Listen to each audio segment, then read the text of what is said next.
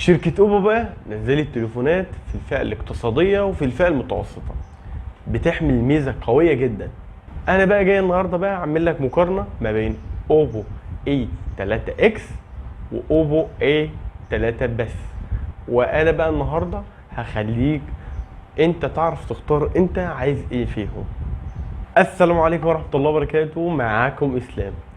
ما تنساش بقى زي كل مرة صلوا على النبي وتشتركوا في القناة وتدعموني، عاوزين على اخر سنة ابقى وصلت ل 2000 مشترك. شكرا طبعا للي بيتفرج على الفيديو، وتدعوا لاخواتنا بالفرج القريب يا رب يفرج عنهم. ندخل بقى في التصميم في الاتنين متشابهين جدا، في حاجات بس طفيفة، اختلافات قليلة جدا، واختلافات كمان في السوفت وير ما بينهم. اصلا الجهاز مصنوع ظهر من البلاستيك وفريم من البلاستيك، والجهاز فيه ميزة قوية جدا، الجهاز معاه شهادة مقاومة الصدمات، ودي حاجة بصراحة قوية جدا في الفئة ديت، وهي قوية اصلا سواء ايا كانت في اي تليفون. وكمان معاه مقاومة الماء والغبار IP54، ودي مقاومة قليلة، مجرد بس رذاذ الماء. سواء حتى معاه مقاومة اعلى من كده، انا ما بنصحش ان الواحد ينزل تليفونه في المية. وبصراحة بقى كده التليفون موجه يعتبر للفئة اللي هي الناس اللي هي بتوقع تليفوناتها كتير، اللي هي الاطفال اللي هي سنها صغير، للناس اللي هي عايزة حاجات عتاد، للناس اللي هي عندها شغل، للناس اللي شغلها في تليفونه ممكن يتعرض للصدمات. صراحة التليفون قوي مع مقاومة الصدمات، والتصميم هادي وشكله حلو. ننتقل بقى للشاشة. الشاشة برضو زي بعض، زي ما كانت التصميم يعتبر زي بعض. الشاشة جاية من نوع IPLCD، وده نوع كويس. كنا نتمنى طبعا انه يكون اموليد، بس الواحد ما يطمعش. جاي كبير 667، والشاشة جاية ضعيفة شوية HD بلس، ودي يعني حاجة بصراحة يعني قليلة. كنا نتمنى حتى تبقى فول HD، مش عارف ليه. وجاية بميزة قوية، السطوع جايب 1000 نت، بصراحة دي حاجة حلوة في سطوع الشمس، ودي ميزة بصراحة في الفئة ديت. والجهاز جايب 90 هرتز، ودي حاجة برضو كويسة.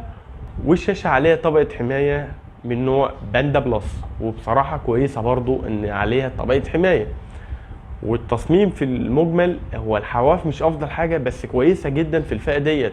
والكاميرا كمان جاية بنوتش، وبصراحة التصميم ده احسن من تليفونات تانية في نفس الفئة.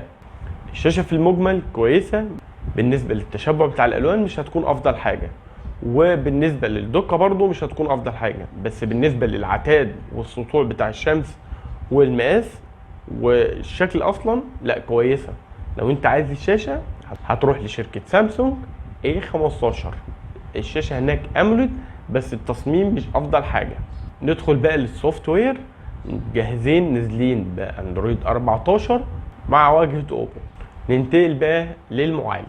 المعالج هيكون سناب دراجون 6S جين 1 الاصدار الاولاني، وتصنيع 6 نانو.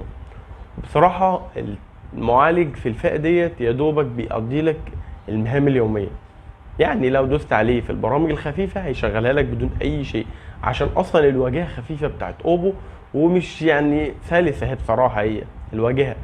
بس لو انت شغلت تطبيقات كبيرة الصراحة التليفون هيقعد معاك شوية. لو انت بقى عايزه للمهام اليومية بصراحة هيوفي لك الحاجة ديت. اما بقى بالنسبة ل A3X نفس المعالج وكل حاجة، بس هيكون في تقطيعات بسيطة شوية، وبرضه دي في تقطيعات بس ده فهيكون تقطيعات اكتر عشان الرامات. على ذكر بقى الرامات في A3 هتكون 6 و8 جيجا، ومساحة التخزين هتكون 128 و256. بالنسبة للأوبو A3X هتكون 4 و6 جيجا رام بس مفيش 8، وهتكون 128 و256. وبالنسبة لو انت عايز تركب كارت ذاكرة خارجي هيكون موجود في الاتنين مكان ليهم، ودي برضو حاجة حلوة. بس طبعا انا بنصح ان انت تشتري المساحة الكبيرة، عشان ايا كان سرعة الكارت اللي انت هتجيبه الذاكرة الداخلية هتكون احسن منه. ننتقل بقى للكاميرات. هنا بقى الاختلاف فعلا. في شركة اوبو A3 هيكون الكاميرا الخلفية 50 ميجا بكسل، ودي كاميرا كويسة وهتمشي لك الغرض، هي مش الافضل بس بصراحة هتمشي لك اللي انت عايزه، وهتكون كاميرا واحدة بس. الكاميرا التانية هتكون بتساعد الكاميرا الأساسية في الإضاءة في الحاجات دي، بس هي كاميرا واحدة بس في التليفون. بالنسبة بقى للكاميرا الأمامية، كاميرا السيلفي هتكون 5 ميجا بكسل، ودي كاميرا بصراحة مش أفضل حاجة، والتليفون بيصور 1080. بالنسبة بقى ل A3X هيكون برضو كاميرا خلفية 8 ميجا بكسل، وبصراحة الكاميرا ديت يعني ضعيفة إلى حد ما، كنا نتمنى يعني أعلى من كده. والكاميرا التانية برضو بتساعد الكاميرا 8 ميجا بكسل ان هي في الإضاءة والحاجات ديت.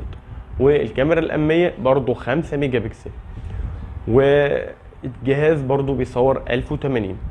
لو انت مش من النوعية اللي بتحب تصور وكده يعني خلاص خليك في ال 8 ميجا بكسل ووفر فلوس. بس لو انت هيفرق معاك الكاميرا، لا يبقى انت خليك في ال 50 ميجا بكسل، عشان ال 8 مش الافضل الصراحه في اليومين دول اصلا. يعني لو انت هتجيبه هديه لوالدك ووالدتك الحاجات ديت، لا الجهاز هيمشي معاهم زي الفل الصراحه. بالنسبه بقى للبصمه، البصمه في الاتنين من الجنب، ودي حاجه يعني كويسه عمليه لبعض الناس. بالنسبه بقى لل NFC الدفع اللا تلامسي، بصراحه الاتنين مفهومش ال NFC، ودي حاجة مش حلوة، عشان انت اصلا اليومين الجايين كله هيبقى الشحن الكهرباء وكل حاجة هتبقى جاية بال NFC. بالنسبة بقى للسماعات في التليفونات، التليفون A3 هيكون مفهوش ستيريو سبيكر، ودي حاجة بصراحة مش كويسة. بس التليفون ممكن تعليه 300%، وده هيجي على جودة الصوت هيبقى عالي ومش هيبقى جودته افضل حاجة. وبرضه في الاوبو A3X مش هيكون في ستيريو سبيكر. بالنسبه بقى لمدخل ال3.5 بتاع السماعه الخارجي هيكون موجود، ودي حاجه كويسه بصراحه عشان الناس اللي بتحب الجيمنج. ندخل بقى في البطاريه في الاتنين 5100 ملي امبير، ودي بصراحه قويه وحلوه. وفرق ال100 دي مش هتلاحظه عشان التليفون تصنيع 6 نانو. تصنيع ال6 نانو بيسحب شويه من الكهرباء اكتر، مش هتحس يعني ال100 ملي امبير ده قوي. بس عموما التليفون هيقضي معاك اليوم مرتاح لو انت استعمالك كويس. والشحن بتاع التليفون هيكون 45 واط، ودي حاجه قويه جدا في الفئه ديت بصراحه يعني. واخر حاجه بقى، التليفون هيجي معاه جراب خارجي، وهيكون عليه سكرين على التليفون، وهيكون معاه الشاحن، ودي حاجه قويه مش ما بقناش نشوفها اليومين دول اصلا. ولو انت وصلت لحد هنا بجد انت بطل. سلام.